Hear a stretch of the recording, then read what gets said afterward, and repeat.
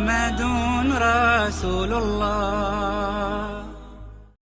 إن الحمد لله تعالى نحمده ونستعين به ونستغفره ونعوذ بالله من شرور أنفسنا ومن سيئات أعمالنا من يهده الله فلا مضل له ومن يضلل فلا هادي له أشهد أن لا إله إلا الله وحده لا شريك له وأشهد أن محمدا عبده ورسوله ثم أما بعد. Të gjitha falendrimet, lavdrimet, adhurimet takojnë Allahut të mënduar, atë falenderojmë dhe vetëm prej tij ndihmë dhe falë kërkojmë. Dëshmoj se nuk meriton të adhurohet me drejt askush pas Allahut, i cili është një dhe i vetëm, dhe dëshmoj se Muhamedi alayhi salatu wasallam është rob dhe dërguari i tij i fundit. Të nderuar vëllezër besimtar, kemi hapur një temë që është temë e jetës, një temë që është e rëndësishme, e domosdoshme, një temë që duhet t'i kthehemi në vazhdimsi. Është tema që ka të bëjë me thirrjet e Allahut drejtuar robëve të tij, njerëzve në përgjithësi dhe besimtarëve në veçanti. Ka shumë thirrje që Allahu xhallahu ala na drejton me to në Kur'an. Sa për të ilustruar disa nga këto thirrje kam përmendur disa nga ajetet në takimin e kaluar.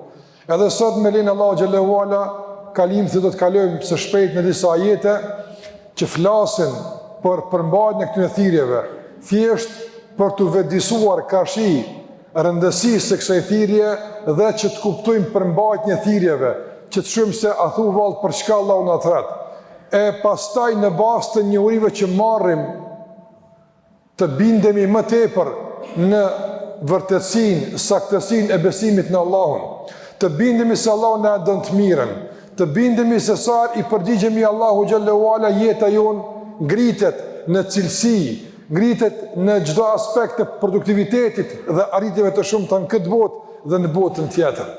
Andaj ne duhet që Allahut i përgjigjemi, nga se në këto përgjigje ka vetëm mirësi, ka vetëm dobi, ka vetëm kënaqësi, lumturi dhe ka vetëm atë që njeriu i duhet në këtë botë dhe në botën tjetër. Ka shumë nga këto thirrje. Një nga ato është Allahu xhallahu ala të nderuar na thret që të jemi gjithmonë të drejtë dhe drejtësia të jetë një parim i pakontestueshëm në jetën tonë. Ku Allahu thot: "Ya ayyuhalladhina amanu kunu qawwamin bil qist shuhada'a lillah." O që keni besuar, bëuni të përkushtuar maksimalisht në zbatimin e drejtësisë dhe bëuni dëshmitar të drejtë Allahut të mënduar. Qoftë kjo tjetër edhe kundër vetes së juaj, familjarëve apo kujdo qoftë nga ata që ju keni të afër me të dashur. Nuk duhet që afërsia me dikën, interesi apo emocioni t'ju shmon nga drejtësia. Pse? Nga se Allahu tha: "Wallahu aula bihima." Allahu është më primar që të respektohet. Allahu xhallahu ala duhet fillimisht të kujdesemi për t'ju nështruar Allahu xhallahu ala, pavarësisht se në këtë nështrim dhe zbatim të drejtësisë, a mund të jetë diçka në disfavorin ton apo të atyre që ne i dojmë. Përkushtimi i Islamit për ecimin e drejtësisë të ndrozur është i pa kompromis. Andaj pejgamberi sallallahu alajhi wasallam e tha publikisht në një rast të ndihshëm kur u tentua që të negociohet për zbatimin e drejtësisë mbi dikë që ishte me prejardhje autoritative të një fisit të madh në kohën e pejgamberit alayhis salatu wasallam. Me që ishte nga një fis me autoritet, kërkuan që të anulohet zbatimi i drejtësisë mbi të. Tha pejgamberi sallallahu alajhi wasallam: "Pasha atë që shpirti jam është në dorën e tij, bija ime Fatimia sikur ta kishte bërë, kisha më zbatuar drejtësinë në raport me të, e lëmë në raport me dikë tjetër." Prandaj drejtësia është e pakompromisshme të ndrozur. Duhet të jemi të përkushtuar që ta jetësojmë drejtësinë në çdo aspekt, në familjet tona, në shoqëritë tona, në mesin tonë dhe në gjitha instancat e shoqërisë tonë, që të luftohet për drejtësi, pavarësisht kujt i bën favor kjo drejtësi e në dëm të kujt mund të shkon drejtësia. Parim është drejtësia, jo interesi. Parim është që njeriu t'ia japim hakun e jo që ta ruajmë e të kujdesemi për atë që është personale apo të miqve tanë në dëm të atyre që ndoshta nuk i kemi të afërt apo nuk kemi për zemër. Islami nuk pranon çështje të këtilla. Prandaj Allahu na thret për drejtësi dhe duhet i përgjigjemi. Të nderuar, Allahu xhallahu ala na thret që të rreshtojmë ku duhet. Andaj Allahu tha: "Ya ayyuhalladhina amanu taqullaha wa kunu ma'as sadiqin." O ju që keni besuar, keni frikë Allahun e mënduar. Keni frikë Allahun, keni frikë dënimin e Allahu xhallahu ala. A thu vallë, për çfarë bëhet fjalë? wa kunu ma as-sadiqin. Gjithmonë të rreshtoheni me ata që janë të vërtet, ata që e flasin të drejtën, mos u rreshtoni pas gënjeshtarëve, mos u rreshtoni pas mashtruesve, mos u rreshtoni pas tradhtarëve kështu me radhë. Është thirrje në emër të besimit që të rreshtohemi ku duhet, ta mbajmë krahun atij që duhet. Të luftojmë për të vërtetën, sikur që luftojmë për drejtsinë. Të luftojmë që të jemi në krah të atyre që luftojmë për të vërtetën, jo ata që janë të dëshmuar si mashtrues apo gënjeshtar, Allahu na ruaj. Ky pozicionim është kërkesë e besimit. Prandaj të ndërruar është shumë e rëndësishme të kësaj bote se pas kujt po rreshtohesh, me kënjë, me kë po bëhesh, kujt po mban krahun. Për krahja jote këtij grupi, kësaj pale, kështu me radhë, këtij individi, në favor të kujt shkon? A shkon në favor të drejtësisë, e të vërtetësisë, apo shkon në favor të padrejtësisë, gënjesës dhe mashtrimit? Kujt i po i kontribon? Dhe si fatkeqësisht të ndërruar vëllezër besimtar nganjëherë ka mundësi që me pavedije, pa qëllim, ndoshta edhe me motive fisnike, ne mendojmë kështu, por t'ia marrim krahin të padrejtit, t'ia marrim krahin atij që realisht nuk e meriton, nga se nuk e flet vërtetën. Ne duhet që t'jemi me të vërtetën. Pejgamberi sallallahu alaihi wasallam e pranoi të vërtetën edhe kur erdhi nga armiku, nga se tha e flet vërtetën dhe ne e marrim. E vërteta, dija, e duhura, urtësia është diçka që besimtari është vazhdimisht në kërkimin e saj dhe pavarësisht nga kush vjen dhe nga vjen ai e merr. Besimtari nuk shikon në atë se kush po e thot këtë fjalë, por shikon në atë se çka po thot ai me këtë fjalë. Nëse thot vërtetën e përkrahim, edhe nëse në shumë aspekte dallojmë me të dhe nuk pajtohemi. Kjo është thirrja Allahu xhallahu ala, që të rreshtohemi me drejtsinë, që të rreshtohemi me të vërtetën, me të saktën, me duhurën. Në emër të kësaj Allahu na thret. Të nderuar vëllezër besimtar, Allahu na thret edhe në diçka tjetër, që jeta jonë të jetë e organizuar, që jeta jonë të jetë e kompletuar, që jeta jonë të jetë realisht e brendshmja në përputhje me të jashtën. Mos jemi në shpërputhje mes fjalës dhe veprës, por të jemi ata që e flasim atë që e besojmë dhe e veprojmë atë që e flasim. Allahu xhallahu ala tha: "Ya ayyuhalladhina amanu", o ju që keni besuar, shikoni prap thirrën e emrit të besimit. "Lima taquluna ma la taf'alun", pse e thuani atë që nuk e veproni? Pse jeni hipokrit? Pse jeni domon formal? Pse japni fjalë që besoni se nuk keni me zbatu? Pse japni premtime kur e dini se nuk kemi zbatu? Të ndonjëherë ne jemi njerëz gabojmë, ka mundësi diçka themi, po nuk mund ta zbatojmë deri në fund. E rëndësishme është që të përpiqemi të japim mundin, mirë po që njeriu ta bën fjalën të thjeshtë, të lehtë, pa vlerë, ta thotë tek ashtu, pa e përmbush me fjalë të duhura, pa e përmbush me vepra të sinqerta, është padyshim një shpërputhje që është në kundërshtim me vlerat e besimit dhe është në shpërputhje me thirrjen e Allahu xhallahu ala, i cili na thret që atë që themi ta veprojmë, atë që premtojmë ta zbatojmë. Nga se çfarë tha pejgamberi alayhi salatu wasallam, nga shenjat e munafikut, nga shenjat e hipokritit është kur flet gënjen edhe kur premton tradhton nuk zbaton. Nuk ka muslimani kështu. Muslimani nuk është dyftësh, muslimani nuk është përfitues i rastit, por është i sinqert në veprat e tij dhe në fjalët e tij.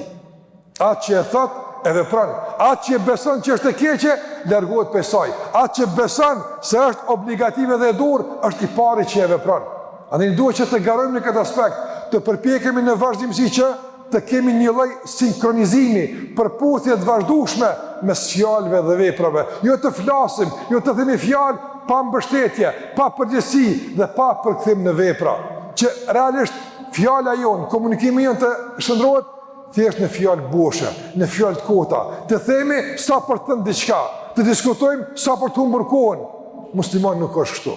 Muslimani është i sinqert, atë që e thot e beson se është e tillë, dhe në atë që beson mundohet vazhdimisht edhe ta jetson praktikisht në jetën e tij të përditshme. Andaj Allahu xhallahu ala tha: "Ya ayyuhalladhina amanu", o ju që keni besuar, lime, pse bëni këtë me Allah? Po çfarë interesi ju ka shtyr që të kundërshtoni fjalë me vepra? Po çfarë do interesi, po çfarë është problemi? Do të ishte më në favorin e juaj që të bashkoni mes fjalëve dhe veprave, jo të kundërshtoni. Lima taqulun ma la taf'alun. Kebure maktën inda Allahi an taqulu ma la tafalun. Po a dini ju se sa është e shëmtuar tek Allahu? A dini sa është e qortuar nga ana e Allahu që të kundërshtoni veprat e juaja me fjalët e juaja, që të kundërshtoni fjalët e juaja me veprat e juaja, diçka të thuani e diçka të veproni. Veçanërisht ata që janë edhe model. Prindi është shumë rëndësi që ti përmbahet fjalëve të tij, që të jetë model për fëmijët e tij. Mësuesi në shkollë dhe kurdo qoftë, të jetë shembull. Madje edhe ata që janë në nivel më të lartë të udhëheqisë së vendit tonë, të ndërmjet të jenë shembull më i mirë se si duhet me praktiku fjalën në vepër, të jenë shembull i zbatimit të fjalëve në veprat e tyre. E ju në shpërputje të vazhdueshme që të prodhojnë mesazhe dekurajuese, zhgënjyese dhe shqetësuese për masën e mbarë të popullit tonë. Kështu Allah na mëson, të jemi të sinqertë, përkushtuar, të rreshtohemi ku duhet, të luftojmë për drejtësi. Prandaj të ndërrozë atë që kam thënë edhe më herët, po e them edhe në fund të kësaj hutbeje se sar na ka thirrë Allahu, na ka thirrë për diçka të mirë. Sar ju kemi përgjigj, na ka dalë mirë. Të vazhdojmë të përgjigjemi Allahut xhallahu ala, nga se këto janë thirrjet e Islamit. Ky është Islami, në këtë Allahu na thret. Për këtë arsye nuk ka asnjë arsye, as më minimale dikush të shqetësohet kur realisht masa e njerëzve fetarizohet, kthehen në rrugën e Allahut te barekuhu teala. Rreziku është kur keq kuptohet feja ose praktikisht feja, por njerëzit kur janë në hapat e njerëzve të dishëm, kur njekin modelet e duhura dhe mësimet e duhura dhe i përgjigjen Allahu xhallahu ala, do të jetë aty në e mirë, raportet e tyre do të lulëzojnë dhe vendi i tyre do të jetë në prosperitet të vazhdueshëm.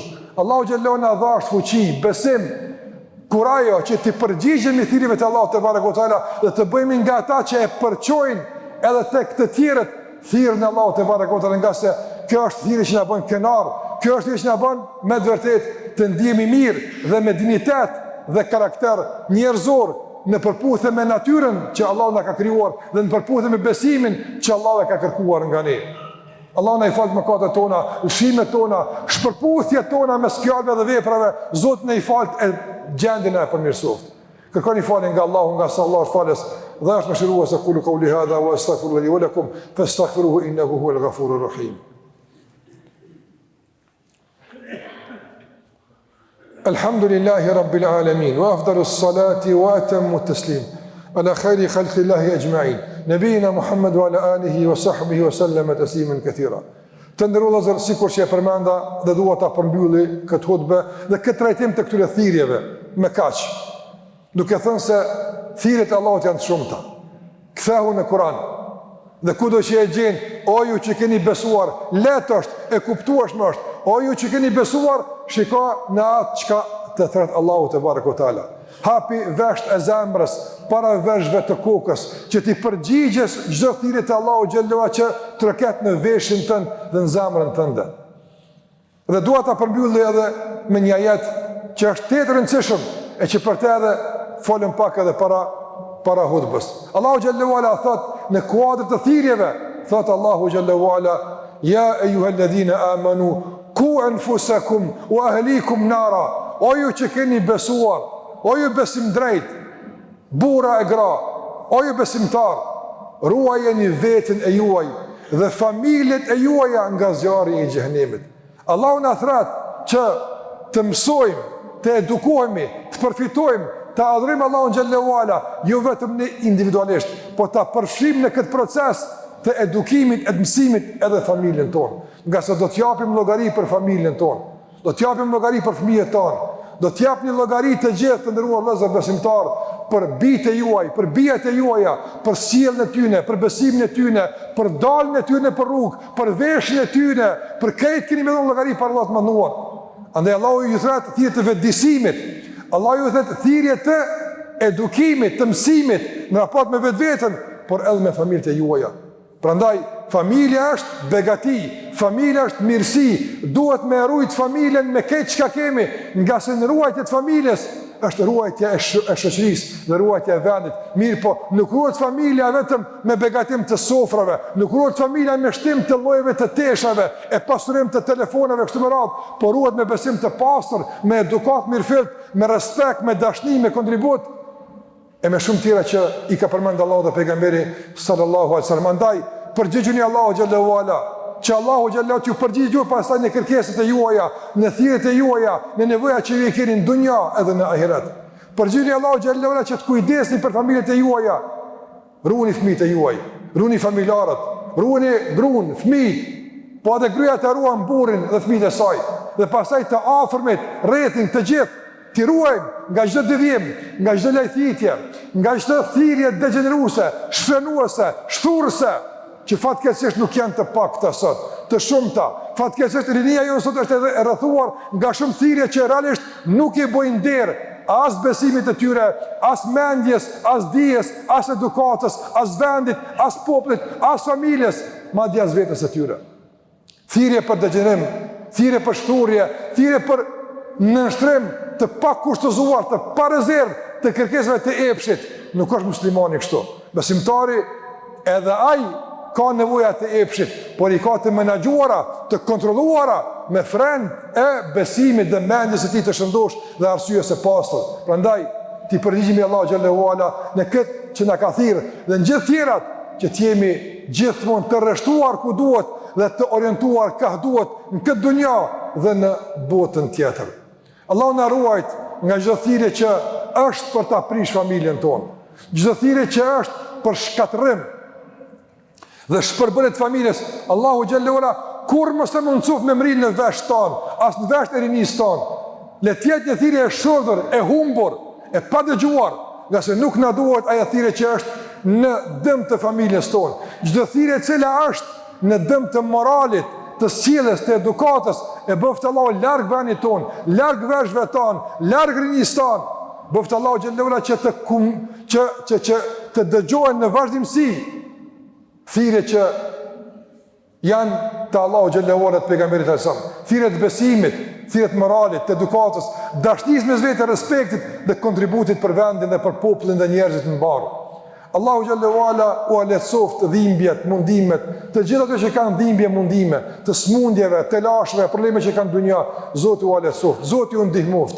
Allahu xhallahu ala na ruajt nga çdo keqadashës, nga çdo keqbërës, nga çdo dyftyrësh hipokrit, na ruajt Allahu peshirit tyne e na mundsoft Allahu xhallahu ala që të udhëhiqemi nga njerëz të drejtë, e të sinqert, e të mirë, të përkushtuar, që me sinqeritet e vërtetësi na udhëheqin ka ajo që e dën Allahu dhe pejgamberi sallallahu alaihi wasallam.